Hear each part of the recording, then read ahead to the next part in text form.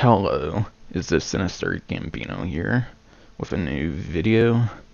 And in this video, I'm going to be going over the Red Dead Online beta, the road ahead, Rockstar Newswire. So it came out the same day, I'm pretty sure, that the latest tunables came out for Red Dead Online beta, of course. And also, I apologize for getting to this like 3 days late, but this week's not a good one for me in terms of being able to make content and whatnot. So that's why there's a delay in this being out on Friday. And speaking of that, I might be doing a Grand Theft Auto Online live stream over the event today if I can get to it. But to get started with the first two paragraphs, I only recall one thing in which I wanted to talk about, the release date. So they said it's planned to come out this spring. So I mainly expect it to come out either in April, of course, or May. That's some of the most obvious parts of the date, but the last day for the 2.26.19 update for the tunable content appears to be April 9th, because they went over the plans of the next month of content, from what I recall, on the Newswire detailing the tunables that came out this week for Red Dead Online beta. So my big thought on the release date, my personal expectations, is going to be the middle of April. It kind of makes sense if they want to keep the game alive, and due to how little updates we got like last year with Grand Theft Auto Online, we got Sword & Sandal Super Sports Series After Hours and Arena Wars. So it makes sense for them again to just do like 3, maybe even 2 updates for the game, because every year they've been doing less and less updates for Grand Theft Auto Online. So I think middle of April makes more sense, but if not, then I guess the next possible like time frame would be early May. As for the hostility system, they confirmed they're going to change it to where you can get away with killing people who inflict damage on you. So you're finally going to be able to have some sort of self-defense, of course, and not get in trouble for it. However, personally, the way I would do it is, even if the person locks onto you, I would personally, honestly, let you have self-defense. Because, like, why do you have to get damaged in order to do something to someone? Just them locking on kind of gives a feel of bad intentions. If someone locked on to me, I definitely wouldn't take that lightly, that is, of course. But, yeah. The last thing they really confirmed about the hostility system I want to go over is that they made it to where they will not have it where it will impact anything in like free roam missions, like the stranger missions and all that. However, people who are not involved in them, you'll be able to still get hostility increases by killing people not involved in the event. So at least that will stop people from abusing that feature, and they'll still incur penalty for killing people that aren't even involved in what you're doing.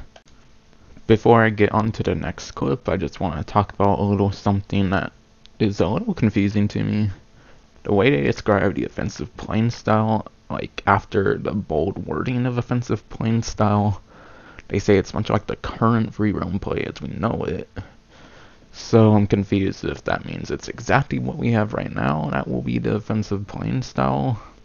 But before, they talked about how some players just want to immerse themselves in like fishing and hunting and whatnot. So I don't know if there's going to be some sort of protections with that playing style, and it will be like another new playing style option, or if it's just going to be what we have right now, but it's actually going to be called an offensive playing style. Honestly, I think I'm going to go with the latter. That's going to be called an offensive playing style for what we have right now. Next, I want to go over how they talk about the defensive playing style. So this one's the one that's going to be much more different than the offensive playing style, which might just be the same thing we have right now in the game. So they talk about how defensive players cannot be lassoed by rival players. So finally, you're gonna be able to not be lassoed in a certain specific mode. So I've had an experience where I think I was AFK or something. Some person decided to be an asshole and lasso me with their horse and whatnot. So for situations like that, it could be useful and whatnot. However, defensive players will be allowed to lasso other non-defensive players, it sounds like. However, if they do so, they'll be kicked out of the defensive play, and they're going to incur a significant hostile level. So at least I'll deconvince being like all griefy with it as well, just by like trying to abuse the defensive mode. So I like how they have that built-in system as well. And then you'll also trade the ability to lock on to other players. So for defensive players, I think that's basically the same thing. You won't be able to lock on to other defensive players, but you'll be able to lock on to non-defensive players. And they will not be able to lock on to you, however. But that goes into some of the other things. You can still be targeted in free aim. So it's not entirely an abusive passive mode type of thing. So it seems they're trying not to repeat the passive mode of Grand Theft Auto Online on the current generation. So I definitely think that's a plus. At the same time, you can still be locked onto with free aim, which can be annoying for certain players. However, I think if you can get like a bunch of good shots off on a defensive player in free aim, I think that honestly deserves quite some props. You know, at the same time, that would be a dick move as well. And you can't be critical hit as well in defensive, defensive plane mode, which, in my opinion, I think that critical hits stands for like the, you know how if you like kill certain people, there's going to be a slight like cutscene, like if you kill them in certain areas, like in a specific spot in the head, like specific spots in the body, like the heart and even the crotch. I think like the critical areas, basically if you use a high level Deadeye in single player, I think that's what basically counts as critical hits. So you won't be like one hit KO'd in those areas, but for the most part it seems to have the purpose of not being killed via a headshot. So that will be really nice. However, how does that transfer exactly for if you're going against AIs, I wonder? I'd be pretty curious on that, because the defensive play mode makes it sound like you can still do like missions and stuff. If it will mainly just protect you from other players. So I'm still interested in how it works exactly for the like story missions and stranger missions. I hope it's not gonna make you like more powerful in those somehow, due to how it works with players. But just a thought I wanted to put out there. Also, I'm a little unclear on a couple things as well. Like, if you eventually get hit in the areas where you would get critical hits, would you eventually die even still in the defensive mode? Or are you not able to die at all if you get critical hits so many times in an area? Kind of sounds like you will eventually die. So I wonder if then you would incur a significant like hostility level, and it could work like I believe 360's passive mode did in 360 and PS3 for Grand Theft Auto Online, of course. Basically, in that passive mode, you weren't like opaque to people, so you could get like run over and stuff in the 360 passive mode. And I believe if you kill people in the 360 PS3 versions of Grand Theft Auto 5, if they're in passive mode, you have to pay their hospital fee. Might be wrong on that, but I'm very positive that's how it works. And it also sounds like you'll be able to escape if you want as well. So there's a lot of opportunity to escape if you get attacked, even in free aim, by other people. And hopefully that's kind of a hint we'll get free aim lobbies eventually, because if we get stuff like businesses, that would be really nice to have eventually in this online, of course. But honestly, I don't think that's kind of hinting at it coming anytime soon, but hopefully when the game's in its like final stage before when it gets like out of the beta. By that time, hopefully it will have free aim lobbies. And some of the new additions like missions and stuff, they are mentioning a land of opportunity missions, and you'll continue just go to Quirk's search for revenge as either gunslinger or outlaw. So what I can take from that is that there's going to be more missions, like the 4 of them that are already in the game. I'm pretty sure half of the missions have a certain way you have to be with your honor. So there's going to be certain missions you have to be honorable in, and certain missions you'll have to be dishonorable in order to play. It sounds like similar to half of the missions already in the game. Now hopefully, since they're doing missions like that, like more of them, hopefully they'll have like certain pros and cons of the honorable and dishonorable people. Or if you're honorable, you'll be able to get up to half off on everything. Though that could be a bit demanding in online. So even if they want half that at max, 25%, I would be pretty cool with that. Just any sort of discount in like stores, I think, should be a thing for honorable people. And of course, there's also certain weapon upgrades you can get in the single player, at least, if you're honorable or dishonorable for certain said weapons. So I'd like that as well. Though that would be for both, so they could do similar to single player as well, where with very like criminal stuff, like if you like rob people on the like streets and stuff, you can get a little bit more money and stuff for bad deeds and whatnot that get you a ton of money.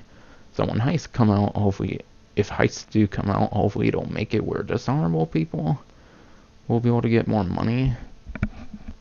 So I really hope that's kind of a sign that they'll be adding more like benefits to both of those. But regardless, they also mentioned more free roam missions. So it sounds like they're going to be more stranger missions in the game. And it also sounds like we'll be getting new and familiar faces. So for familiar faces, hopefully we'll get like a Red Dead Redemption character back. That would be nice. There's quite some Red Dead Redemption characters I could like to see in the game. I don't know if they were technically all around at the time, but an example of it would be like Nigel West Dickens and whatnot from Red Dead Redemption. Wow. Honestly, I think it would also be pretty cool to be able to work with Sadie Adler before she joined the gang. And I don't know if you can somehow work for the other gang members from Red Dead Redemption 2 and the Vanderlyn gang. That would be nice to see as well. However, with the wording, it kind of hints that we'll get some things like that. And then they also talk about the introduction of dynamic events, like ambushes, initiate rescues, defend folks in need, and more.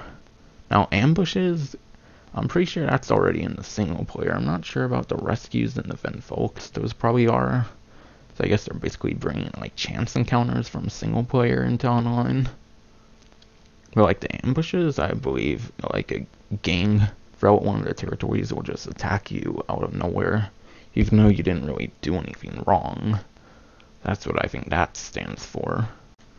Finally, before I go into more detail about the weapon that's going to be coming out with the update, the new weapon that seems like is going to be coming out, which is another one from Red Dead Redemption as well, I want to talk about the second to last paragraph. So apparently they're going to be making updates to the character creator. I'm not sure if that's going to be like more options to choose for, maybe like new hairstyles and stuff, maybe.